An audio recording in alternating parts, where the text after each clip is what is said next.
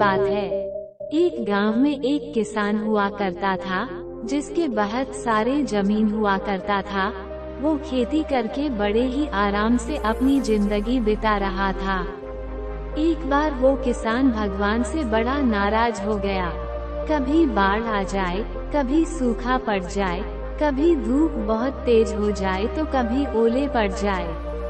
हर बार कुछ न कुछ कारण से उसकी फसल थोड़ी खराब हो जाए।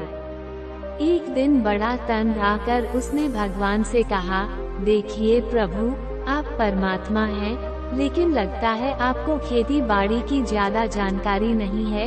एक प्रार्थना है कि एक साल मुझे मौका दीजिए, जैसा मैं चाहूँ वैसा मौसम हो, फिर आप देखना मैं कैसे अन्न के भंडार भर दूंगा। तब भगवान थोड़ा सा मुस्कुराए और कहा, ठीक है, जैसा तुम कहोगे वैसा ही मौसम दूंगा, मैं दखल नहीं करूंगा। किसान ने गेहूं की फसल बोई। जब धूप चाही तब धूप मिली, जब पानी तब पानी। तेज धूप, ओले, बाढ़, आंधी तो उसने आने ही नहीं दी।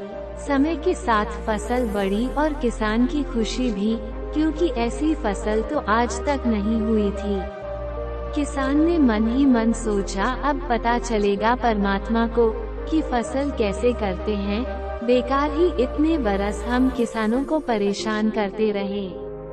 फसल काटने का समय भी आया। किसान बड़े गर्व से फसल काटने गया, लेकिन जैसे ही फसल काटने लगा, एकदम से छाती पर हाथ रख कर बैठ गया।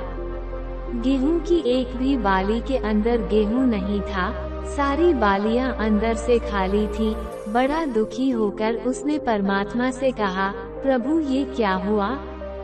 तब परमात्मा भगवान बोले, ये तो होना ही था, तुमने पौधों को संघर्ष का जरा सा भी मौका नहीं दिया।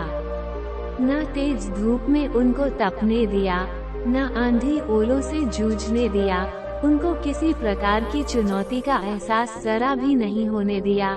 इसीलिए सब पौधे खोखले रह गए। जब आंधी आती है, तेज बारिश होती है, ओले गिरते हैं, तब पौधा अपने बल से ही खड़ा रहता है।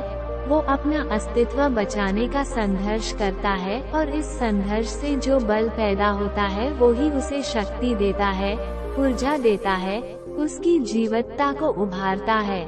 सोने को भी कुंदन बनने के लिए आग में तपने, हथौड़ी से पिटने, गलने जैसी चुनौतियों से गुजरना पड़ता है, तभी उसकी स्वर्णिम आभा उभरती है, उसे अनमोल बनाती है। उसी तरह जिंदगी में भी अगर संघर्ष ना हो, चुनौती ना हो तो आदमी खोखला ही रह जाता है, उसके अंदर कोई गुण नहीं आ पाता। ये चुनौतियाँ ही हैं जो आदमी रूपी तलवार को धार देती हैं, उसे सशक्त और प्रखर बनाती हैं।